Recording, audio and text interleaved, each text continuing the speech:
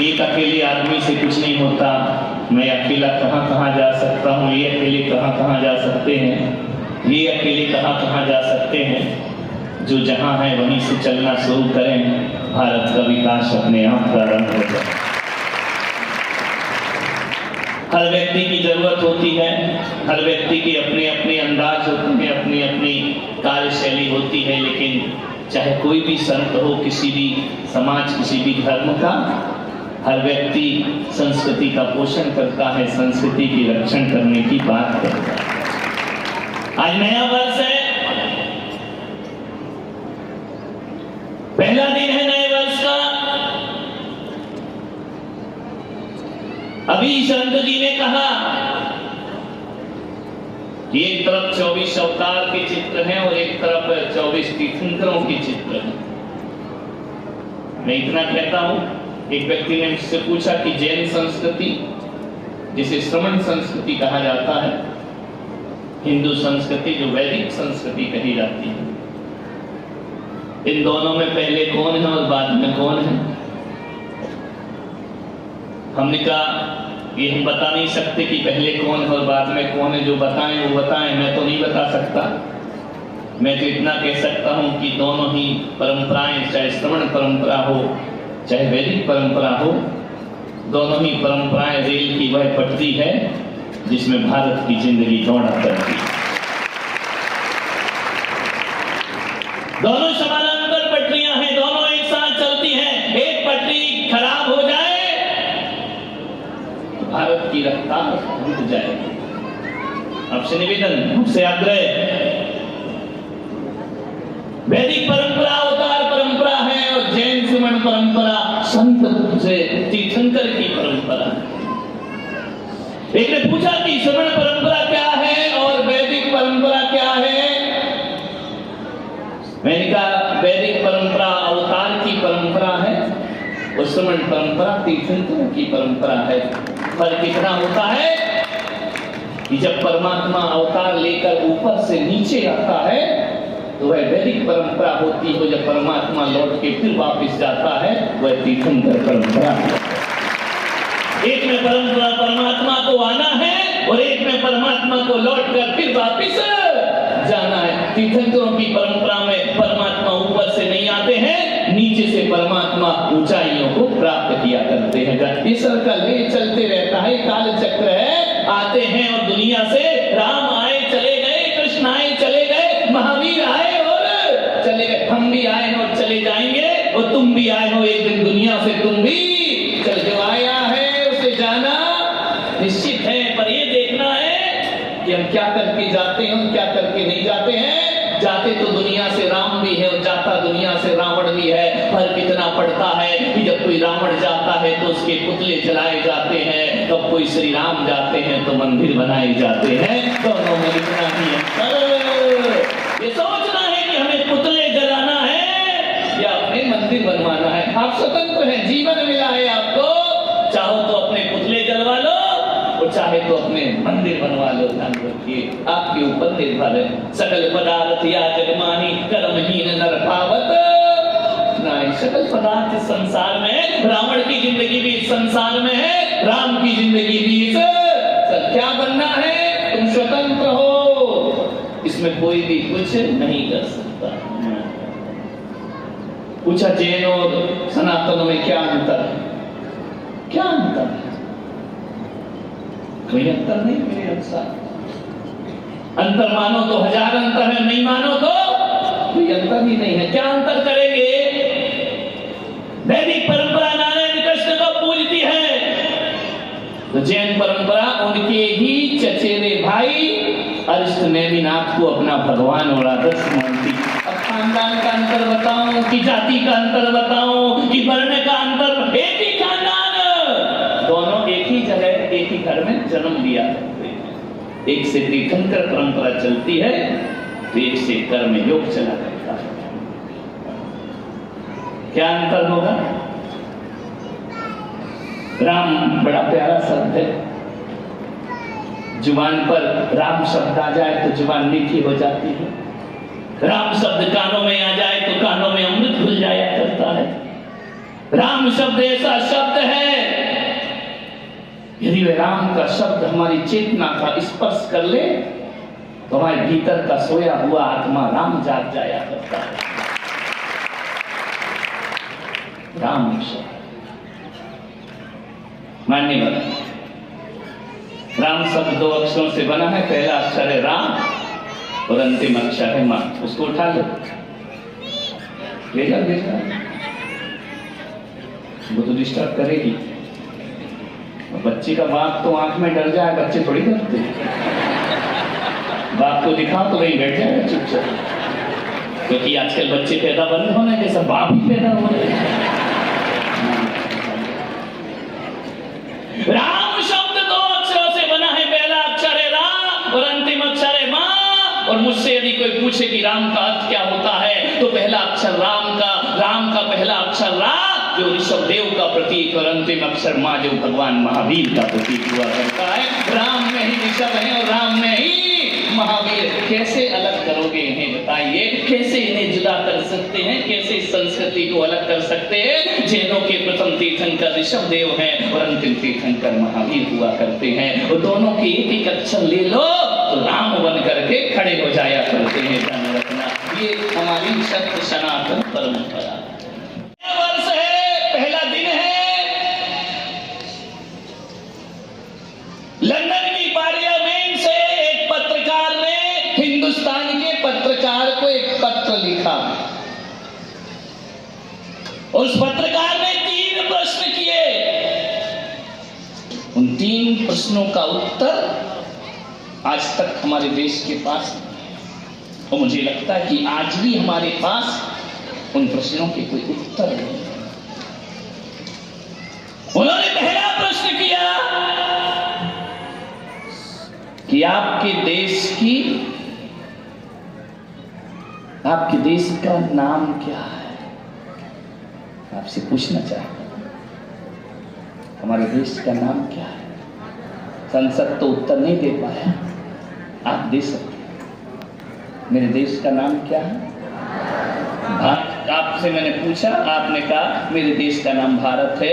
तो मैं आपसे एक प्रश्न पूछता हूं, फिर इस देश को इंडिया क्यों बोला जाता है? ध्यान रखिए, अंग्रेजी में काम करने वाले लोग इस देश को इंडिया बोलते हैं। उत्तर है आपके पास, इंडिया क्यों?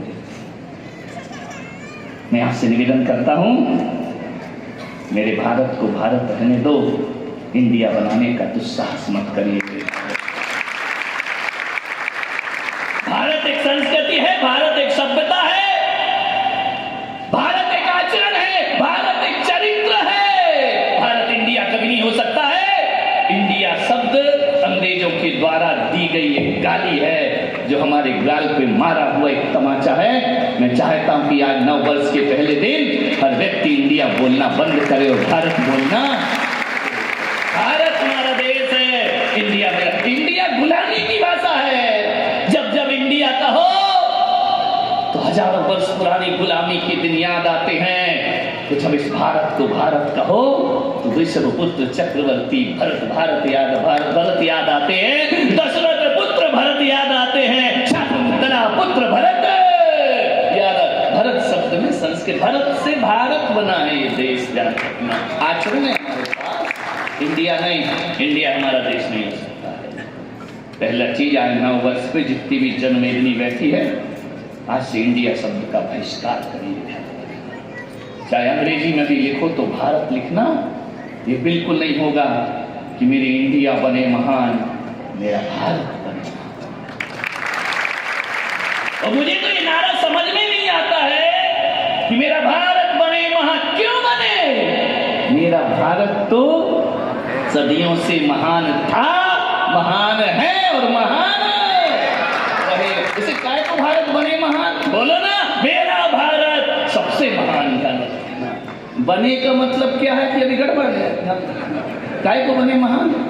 भारत महान है, महान था, महान है और महान रहेगा। जगत गुरु का दर्जा उसको प्राप्त हुआ है। हम अपने वक्तव्यों से, अपनी वाणी से वो जगत गुरु का दर्जा छीन नहीं सकते हैं। ध्यान रखना, आध्यात्मिक विश्व गुरु यदि पूरी दुनिया में कोई है तो मेरा भारत विश्व का आध्यात्मिक। धर्म 1000 साल, 2000 साल, 1400 साल पुराने कहीं भी पैदा हो जाए, इजराइल पैदा हो जाए और यहूदियों में पैदा हो जाए, कहीं भी पैदा हो जाए, जिसने धर्मात्मा ने अपने आप को धर्मात्मा मानने की कोशिश की, जिन धर्मों ने अपने को धर्मात्मा, चाहे वो ईसा हो चाहे मूसा हो, उन्हें सीखने के लिए धर्म भारत में ही आना पड़ा, क्योंकि दुनिया में धर्म कहीं और भारत से आके सीखे हैं। नहीं तो उन्हें क्या मालूम करुणा क्या होती है, प्रेम क्या होता है, दया क्या होती है। भारत के पास करुणा है, प्रेम है, दया को ध्यान रखना। यदि इतना था उनके पास करुणा और प्रेम, तो मेरे हिंदुस्तान में आने की नहीं जरूरत क्या थी। आपके देश की भाषा क्या है? कौन सी है मेरे देश की भाषा? बोलो। संस्कृत देवों की भाषा है, प्राकृत तीर्थंकरों की भाषा है, और हिंदी हम सब की भाषा है। फिर आपसे मैं पूछना चाहता हूं कि जब आपकी भाषा हिंदी है, तो भारत की हर दफ्तरों में अंग्रेजी में काम क्यों होता है? पूरे देश में हिंदी में काम होना चाहिए। मेरे भाई, मैं आपसे पूछता हूं कि नेता लोग जब वोट मांगने आते हैं, बागड़ में आते हैं तो बागड़ी बोलते हैं, मारवाड़ में जाते हैं मारवाड़ी बोलते हैं। विचार करना, बुंदेलखंड जाएंगे बुंदेलखंडी बोलेंगे, पंजाब जाएंगे पंजाबी बोलेंगे, लेकिन नेताओं को क्या हो जाता है? लोकसभा में जाते ही अंग्रेजी बोले, सब बागड़ भूल जाते हैं, बागड़ी भाषा, गुजराती भूल जाते हैं, मराठी भूल जाते हैं, वहां जाके फर्राटेदार इंग्लिश बोलने लगते हैं। जब आपके देश की भाषा हिंदी है, तो आज हिंदी को यदि देखोगे तो अंग्रेजों के कैलेंडर से नहीं, हमारे पंचांग से यार नया वर्ष नया वर्ष 1 जनवरी नया वर्ष का नया वर्ष। विचार सोचना है आपको। यदि हिंदी भाषा है तो आज नया वर्ष होना चाहिए, आज सबको एक दूसरे को नए वर्ष की शुभकामना देना चाहिए। नया वर्ष नहीं तो पूरा भारत वर्ष है। हमारी भाषा हिंदी, अंग्रेजी के पास कोई रिश्ते नहीं,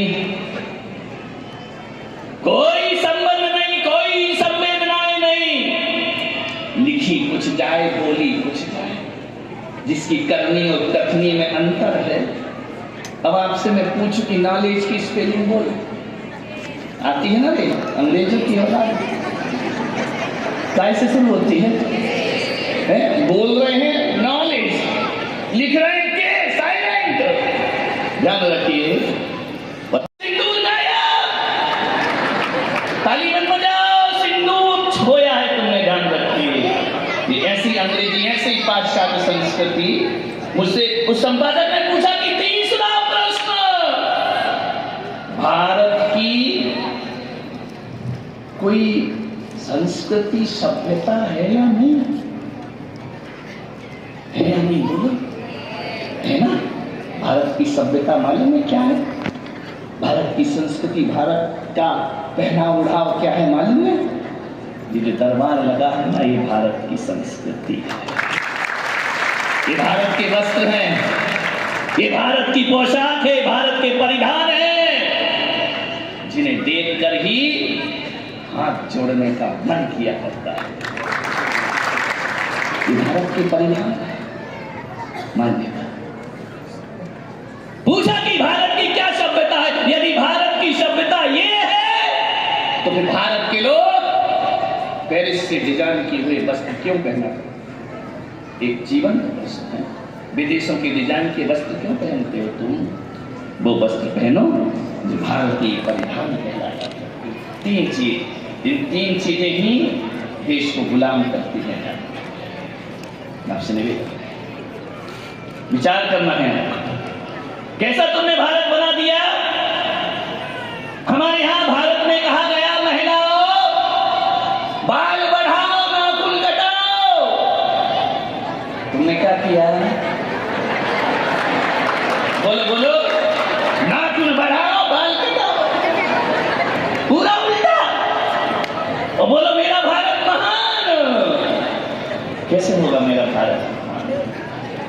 विचार करो, नाखून तो ऐसे बढ़ा लिए, बड़े बड़े बाल कटा लिए, सिंदूर की कीमत नहीं जानी, मंगलसूत्र की कीमत नहीं।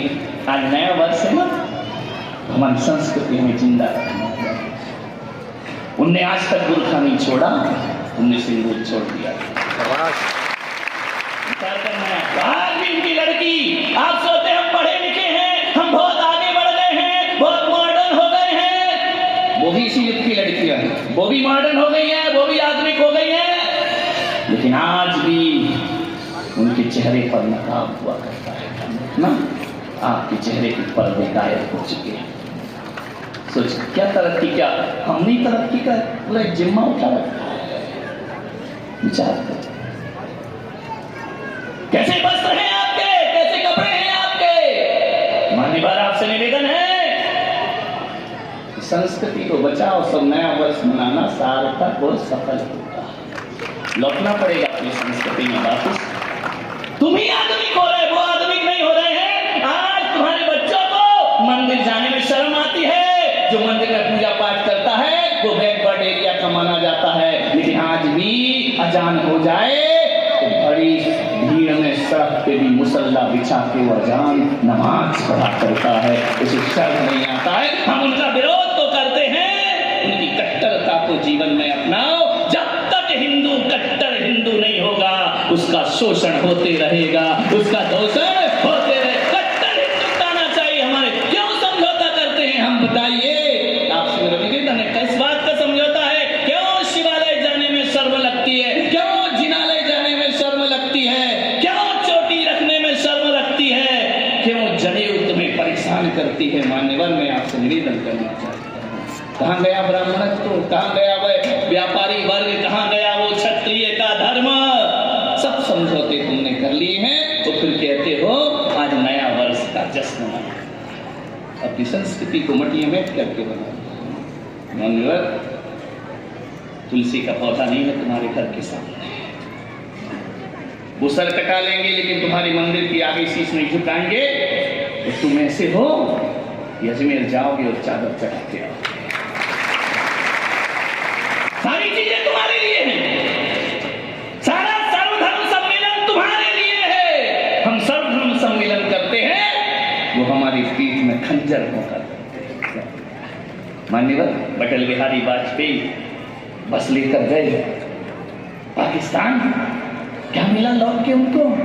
करगिल का युद्ध मिला उनको लौट के। जब जब दोस्ती का हाथ बढ़ाया, तब तक खंजर फंके गए हमारी पीठ पर। मानवर आपसे निवेदन है, जागना पड़ेगा, लव जिहाद से बच्चियों को बचाना पड़ेगा। कौन बचाएगा? पड़ोसी। तुम्हारी बेटी है, तुम्हें ध्यान रखना है, कहाँ जाती है, कहाँ बैठती है, किसके साथ उठती है, कहाँ घूमती है। नहीं, यदि तुमने ये ढील दे रखी ना, तो फिर कोई नहीं होगा। ये दुनिया हमेशा 1 जनवरी को ही नया वर्ष मनाती रहेगी। चैत्र मास का नया वर्ष हमेशा खत्म हो जाएगा। आज मुझे बहुत अच्छा लगा कि विश्व हिंदू परिषद, RSS, सभी हिंदुत्ववादी संगठनों ने, फिर भी मैं इतना आनंदित नहीं हूँ। जब आज हमारा नया वर्ष है ना, यहाँ तो पूरे मैदान में पैर रखने को जगह नहीं होनी चाहिए थी। यदि हिंदुत्व जागृत होता तुम्हारे अंदर, गौरव जागृत होता तुम्हारे अंदर, ध्यान रखिए, इतने खड़े में लोग जगह नहीं, जागना पड़ेगा, सोचना पड़ेगा। केवल विधर्मियों को गाली देने से कुछ नहीं होगा। अपने धर्म का गर्व और गौरव करना सीखिए सबसे पहले, ध्यान रखना। नहीं तो हम तो लुटे हमेशा तलवारों से, और कभी लुटे मीठी छुरी से। ध्यान रखना, एक धर्म मीठा बोल के लूटता है और एक धर्म तलवार की दम पर लूटा करता है। मंदिर तोड़े, ध्वस्त की हमारी संस्कृति। मैं तो कहता हूं कि शायद अंग्रेजों ने हमारे ऊपर बरसों राज्य किया, उन्हें केवल उनकी नियत केवल हमारे देश से धन लूटने की थी, लेकिन मुगलों ने धन नहीं लूटा, हमारी संस्कृति और धर्म को लूटने का दुस्साहस किया। उन्होंने मंदिर तोड़े हैं, उन्होंने मूर्तियों को भंग किया है। अंग्रेजों ने कोई मंदिर नहीं तोड़े हैं, उन्होंने कुछ नहीं किया। केवल धन बटोरने को आए थे, लेकिन ये आस्था के लुटेरे आस्था बटोरने आए थे। और मैं कहता हूँ आस्थाएं जिंदा रखो, बस आस्थाएं जिंदा रखो। मंदिर टूट जाए गम नहीं करना, मंदिर गिर जाए गम नहीं करना। औरंगजेब जब इस भारत में आता है, मालूम है आता ताई आता है, पूरे देश में माहौल बना हुआ है, औरंगजेब को महिमा मंडित किया जा रहा है और महाराणा प्रताप को इतिहास की किताबों से हटाया जा रहा है। ये दुर्भाग्य है भारत का, इससे बड़ा दुर्भाग्य कोई और नहीं हो सकता। शिवाजी महाराज का शौर्य ध्यान रखना, उसको मिटाने की कोशिश हो रही है और कुछ हमारे कथा कथित नेता औरंगजेब का समर्थन करने में लगे हैं। ऐसे आताताई लोग, यहां औरंगजेब मंदिर तोड़ता था, कुछ नहीं, मंदिर टूटता था, टूटते गए। मैं आपसे कहूंगा तोड़ दिया उसने मंदिर, तोड़ देने दो, लेकिन मैं पुलक सागर आज आपसे कह रहा हूं मंदिर टूट जाए गम नहीं करना, लेकिन अपनी आस्थाओं को मत तोड़ना, जिंदगी में ध्यान रखना।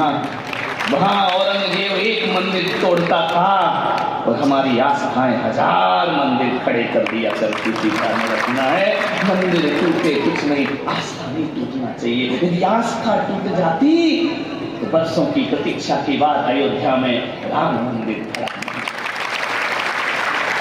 क्या सोच रहे, किसी सरकार ने मंदिर बनाया है? क्या सोच रहे हो, किसी नेता ने मंदिर बनाया है? नहीं, मंदिर यदि बना है तो हमारी आस्थाओं की ईंट पर ये मंदिर खड़ा हुआ है। जितने मंदिर तोड़े हैं उतने फिर से खड़े करेंगे हम, तब नया वर्ष मनाना हमारा। मानिए बोलूं तो बहुत कुछ, मेरी नजरों में सबसे बड़ा कोई है, राष्ट्र धर्म से बड़ा कोई धर्म नहीं। राष्ट्र धर्म सबसे बड़ा, राष्ट्र है तो धर्म है, धर्म है तो समाज है, समाज है तो व्यक्ति है। क्यों हमारी बच्चियां विदेशी संस्कृतियों पर लाल टपका रही थी? क्यों इन्हें तुम विश्व सुंदरी बनाने का सपना देख रही हो? क्यों मिस वर्ल्ड बनाने का सपना देख रही हो? विश्व सुंदरी बनाना है तो सीता सुंदरी बनाओ और मेरा सुंदरी बनाने का है प्रयास। मैं आपसे पूछता हूं, एक विश्व सुंदरी यहां से निकल जाए, मुझे मालूम है हम संतों का पंडाल खाली हो जाएगा, तुम वहां खड़े हो जाओगे, हम तुम्हारे तुम्हारे लक्षण खराब है, सब वहां देखोगे पलट के, वो मिस वर्ल्ड जा रही है, हम बैठे रह जाएंगे वहां। लेकिन एक बात याद रखना कि वो मिस वर्ल्ड वहां से निकले तो लोग तड़प तो जाएंगे उसे देखने के लिए, लेकिन देखने के बाद उसे सीटी बजाएंगे, अश्लील शब्द बोलेंगे, आहें भरेंगे। और यदि इसी सड़क से कोई भगवा या सफेद वस्त्र पहनी कोई महिला निकल जाए तो आप देखेंगे जरूर, भले भीड़ कम देखे, लेकिन जो भी देखेगा सीटी नहीं बजा सकता, उस पर व्यंग नहीं कर सकता। जो भी देखेगा भगवा में सफेद वस्त्रों में, साध्वी समझ के उसके हाथ जोड़ लिया करता है। मिस वर्ल्ड के मंदिर नहीं बनते, साध्वियों के मंदिर बनाए जाते हैं। आपसे निवेदन है उस पर बढ़ने का। एक होती है प्रशंसा और एक होती है प्रतिष्ठा। प्रशंसा मिलती है मिस वर्ल्ड को और प्रतिष्ठा मिलती है साधु सन्यासियों को। वो प्रतिष्ठित होते हैं, वो लोगों के हृदय में वास किया करते हैं। किया जा रहा है, षड्यंत्र रचा जा रहा है, समाज को तोड़ने का दुष्प्रयास चल रहा है, स्वार्थ की रोटियां से की जाए। आदिवासी भाइयों, तुम हिंदू से कभी अलग नहीं थे, ना हो ना भविष्य में होगे। इन चंद नेताओं के बहकावे में मत आइए। भारत को अखंड भारत रहने दीजिए, अखंड भारत का सपना जागृत करिए। कोई नहीं टूटेगा, कोई नहीं बटेगा, ध्यान रखना है। यहाँ का वातावरण चल रहा है, एक दूसरे को काटने का प्रयास कर रहा है। जब भी मिले हमें तोड़ा गया, मिलने वाला हर रास्ता मरोड़ा गया। जब भी मिले हमें तोड़ा गया, ध्यान रखना। साथ पूरे आदिवासी भाइयों को कहूंगा, तुम आदिवासी भाई नहीं हो, तुम यदि आदिवासी हो तो हमारे भगवान का पहला नाम आदिनाथ है। मैं आदिवासी नहीं, आदिनाथवासी हूं। बिल्कुल मत बटो, बागड़ को बटने मत दो। ये शौर्य की भूमि है, ध्यान रखना। आप ये मत सोचो कि तुम अलग हो, नहीं, हर आदिवासी हिंदू है, हर जैन हिंदू है, हर सनातनी हिंदू है। जो जो राम पर विश्वास करता वो हिंदू है, जो ओंकार पर विश्वास करता वो हिंदू है, जो संस्कृत बोलता है वो हिंदू है, और जो गंगा जमुना का पानी पीता है वो हिंदू हुआ करता है, जो भारत में रहता है। कैसे कह सकते हो आप अपने आप से? नहीं, बहुत बट लिए। योगी जी ने कहा ना, कटोगे तो कटोगे था। बिल्कुल नहीं, स्वर्णिम युग है, अच्छे लोग शीर्ष पे बैठे हैं, बस तुम लोग थोड़ा अयोध्या जैसा रिजल्ट मत दिया करो रे पागल लोग, हैं? बस अयोध्या को विश्व के मानचित्र पे बिठा दिया, जिस अयोध्या को कहां से कहां पहुंचा दिया, जिस अयोध्या को इतना ऊंचा बनाया, स्मार्ट सिटी भी फेल उस अयोध्या के सामने, ऐसा पावन तीर्थ बनाया। दुख हुआ मुझे इस बात का, अयोध्या वासी ने चंद निजी स्वार्थ के लिए ये रिजल्ट दिया। दिल टूट जाएगा हमारे कार्यकर्ताओं का, मनोबल कमजोर हो जाएगा हमारे कार्यकर्ताओं का, उनका परिश्रम बेकार हो जाएगा। नहीं, अयोध्या ने अच्छा रिजल्ट नहीं दिया। शुरू से ऐसा क्यों होता है? जब सीता लौटी तब भी अयोध्या ने अच्छा रिजल्ट नहीं दिया, और इस बार फिर अयोध्या ने अच्छा, पहले सीता को वनवास दे दिया, इस बार मोदी जी को वनवास देने पे तो नहीं, लौटना, कोई इतिहास नहीं दोहराना है। एक